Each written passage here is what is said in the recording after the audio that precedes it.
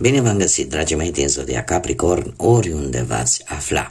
Bine ați venit tuturor pe canalul meu, Tarot Flor de Loto, numele meu este Nina și ca de obicei mă bucur să vă am alături la fiecare lectură.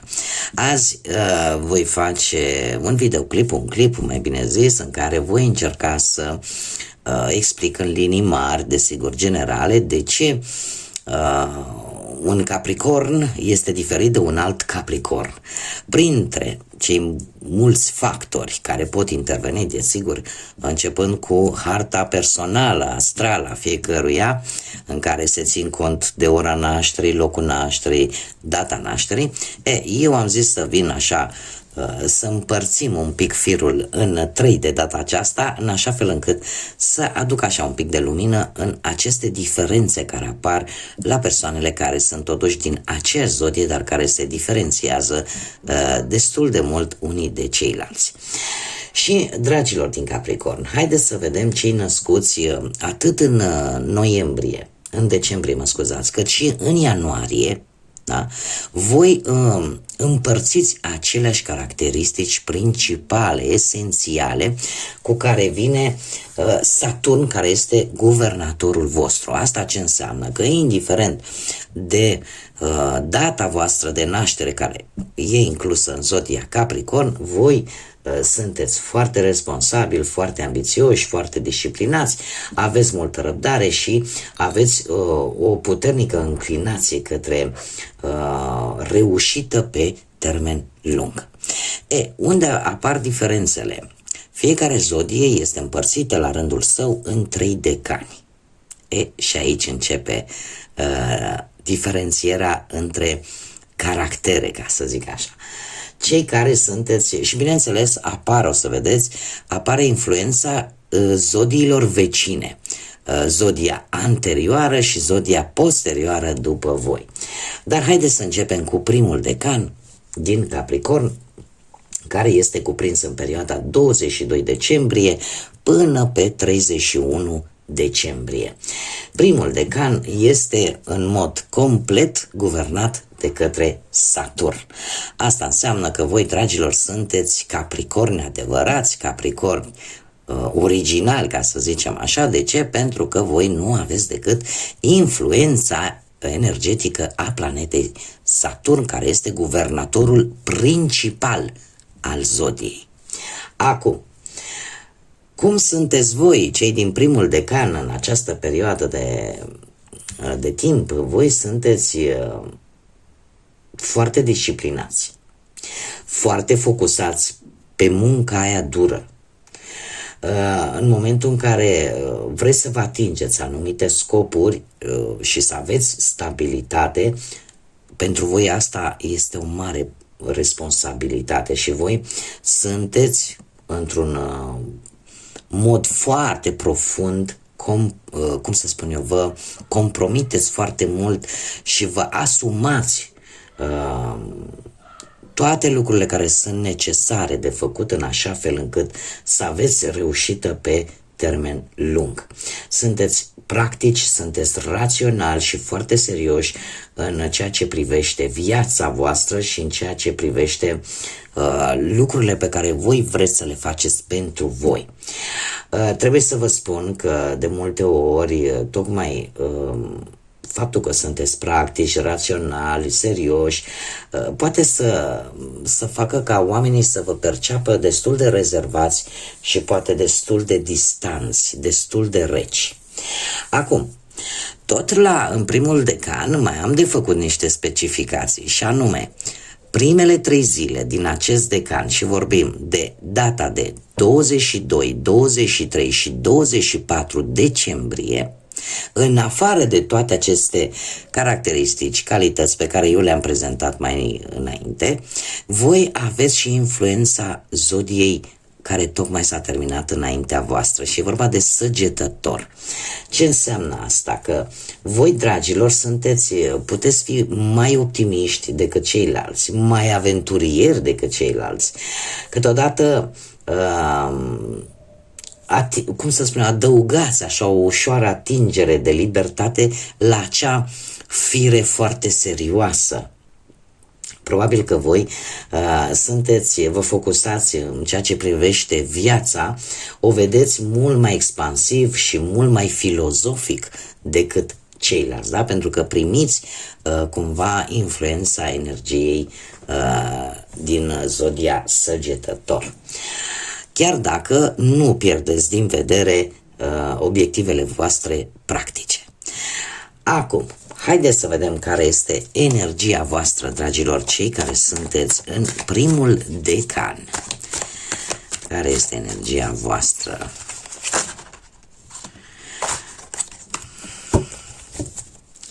Și avem o energie care dă un pic pe din afară. Nu știu dacă ați greșit cu ceva sau dacă ați avut vreun conflict, nu știu dacă zodia Pești vă spune ceva, dar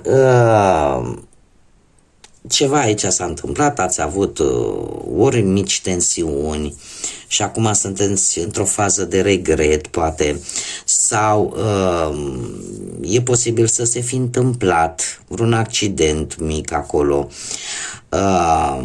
sau ați greșit probabil cu ceva, dar nu este ceva grav, dar nu este ceva care nu se poate repara.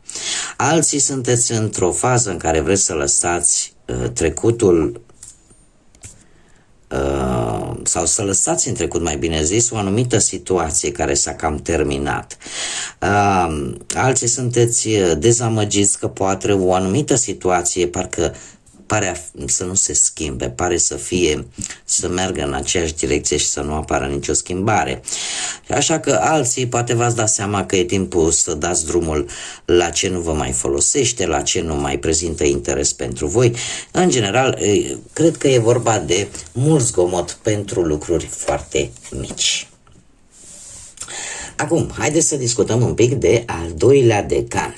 Și aici vorbim de cei născuți în perioada 1 ianuarie până pe 9 ianuarie. Al doilea decan este guvernat de către Venus, o altă planetă care vine și ea la rândul său cu energia sa.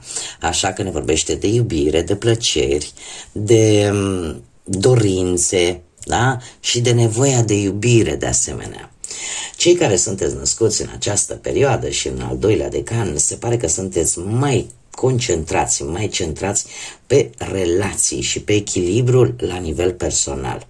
Chiar dacă continuați să fiți ambițioși, continuați să fiți responsabili, aveți cumva o mai mare capacitate pentru a te bucura și de lucrurile frumoase din viață, da? De micile plăceri ale vieții. Sunteți mult mai sensibili, mult mai calzi și de multe ori vă simțiți atrași către artă, către frumusețe, chiar dacă vă păstrați felul practic de a lua decizii. Da? Adică se vede, se cunoaște, se simte această influență venusiană, da? Acum, haideți să vedem și pentru voi care este energia pentru dragii mei din al doilea decan. Și uite că avem chiar pe Miss Annie Walkley, care un 3 și zodia voastră aici. Dragilor, se pare că sunteți într-o situație în care, nu știu, ați reușit ceva. Azi cam, nu știu, e ca și cum ai zice, am vorbit puțin și am făcut mult. Sunteți într-o fază, într-o energie în care, cred că și un pic aroganți posibil unii dintre voi, în care sunteți mândri de ceva ce voi ați realizat. Și chiar vă puteți permite așa să fiți un pic aroganți, un pic, uite, știi, eu merg la clasa 1. De ce? Pentru că ați depus efort și ați fost foarte competenți într-o anumită situație care vă permite în acest moment să vă simțiți superior, să vă simțiți bine în pielea voastră.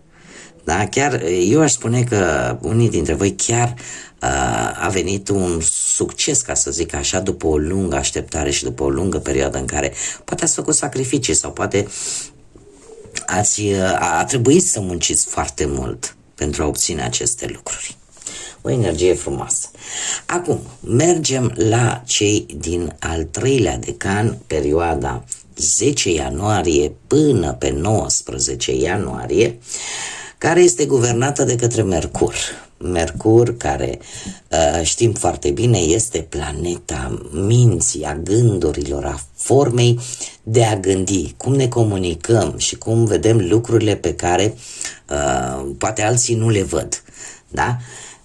Voi, dragilor, sunteți mult mai intelectuali, mult mai comunicativi, foarte adaptabili, de asemenea sunteți mari gânditori și puteți avea acea focusare mult mai flexibilă și mult mai strategică în momentul în care luați decizii și în momentul în care voi vă stabiliți un anumit plan.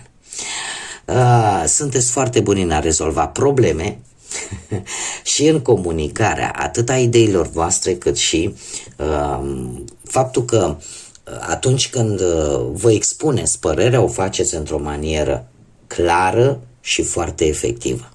Da? Pentru că apare această influență mercuriană a lui Mercur.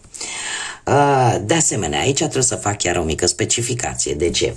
Cei născuți în al 3-lea decan, dar ultimele 3 zile din acest decan, mai precis 17 ianuarie, 18 ianuarie și 19 ianuarie, voi, dragilor, ce să vedeți, aveți și influența următoarei zodii care vine după voi și anume a lui Vărsător. Asta ce înseamnă? Înseamnă că se combină cumva disciplina și pragmatismul vostru cu inovația, cu gândirea originală pe care o are Vărsător. Asta vă face să fiți un pic mai vizionari, mai creativi și să căutați soluții un pic ieșite din comun, la care alții poate nu s-ar fi gândit. Dar cumva împrumutați sau vă afectează un pic acea carisma Vărsătorului care nu prea îl interesează. După mine potopul, da? Cumva vine cât un pic și către voi. Acum haideți să vedem, da? Care este energia, dragilor mei, din Capricorn, cei din al 3-lea decan.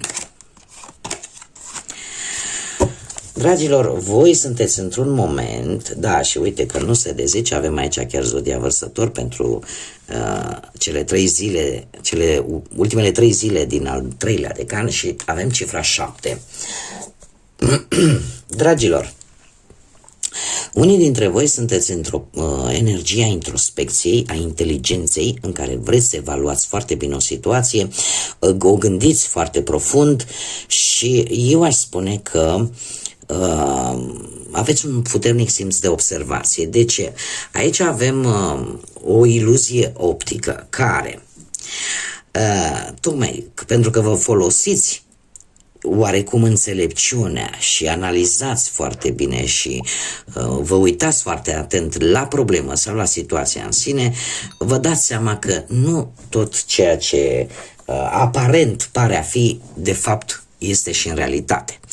Este vorba despre un miraj, o capcană, ca un miraj în care lucrurile parcă nu se văd așa cum ar trebui sau nu sunt ceea ce par a fi. Unii dintre voi chiar ar spune că aveți așa o ușoară stare de confuzie, dar eu trebuie să vă spun că atâta timp cât vă păstrați oarecum pragmatismul și eu sunt sigur că mulți dintre voi deja v-ați dat seama cam despre ce este vorba în respectiva situație, indiferent, poate să fie o situație din orice plan al vieții. Da? Cert este că voi v-ați dat seama și nu v-ați dat seama că lucrurile n-au cum să fie tocmai atât de simple sau poate atât de complicate. Da? Acum, ca și o concluzie, dragilor, acum la final, între Capricornii născuți în decembrie și cei din ianuarie. Ei, dragilor, cei din decembrie sunt mult mai centrați pe disciplină, pe muncă, pe responsabilitate, sunt mult mai serioși, mult mai rezervați și au o capacitate mare de a persevera. Sunt foarte perseverenți. De asemenea, concentrarea lor stă aproape complet orientată către a reuși pe termen lung și către a avea stabilitate. În paralel cu voi, dragilor, cei născuți în ianuarie sunt de asemenea mult mai echilibrați în ceea ce privește ambiția voastră și plăcerile vieții. Da? Sunteți mult mai echilibrați. Cei născuți, mai ales în al doilea decan, puteți fi mai calzi, mai sociali, în timp ce Capricornii născuți în al treilea decan, voi vă concentrați mai mult pe partea asta intelectuală, pe flexibilitate, da? Așa că și cei care au pe acest vărsător, da? Care au această influență a vărsătorului, voi puteți fi mult mai inovatori și mai orientați către viitor și e posibil să vă placă tare mult gadgeturile. Da, tot ce ține de electronică, da, să aveți așa să tindeți să cunoașteți, da, ce ține de tehnologie și dezvoltarea ei. Dar trebuie să vă spun că indiferent de ce decan sunteți, nu vă pierdeți niciunul focusarea către stabilitate, adică toți, indiferent de decan, căutați stabilitatea în majoritatea aspectelor vieții. Așa că, dragilor, cam atât am avut de spus pentru voi. Eu sper că v-a plăcut această, nu știu cum să-i zic, aceste comentarii, aceste informații, mici informații pe care eu vi le-am adus, sper că v-au fost de folos. Nu uitați să vă abonați pentru cei care încă nu au făcut-o deja, nu uitați de like-uri, de comentarii, de distribuiri, lucrurile astea atât de mici și poate lipsite de importanță pentru unii dintre voi, dar ei sunt gratuite, dar ele sunt importante în dezvoltarea acestui minunat proiect pe care eu l-am început aici pe YouTube. Așa că eu vă mulțumesc din suflet tuturor celor care își aduc contribuția ca de fiecare dată.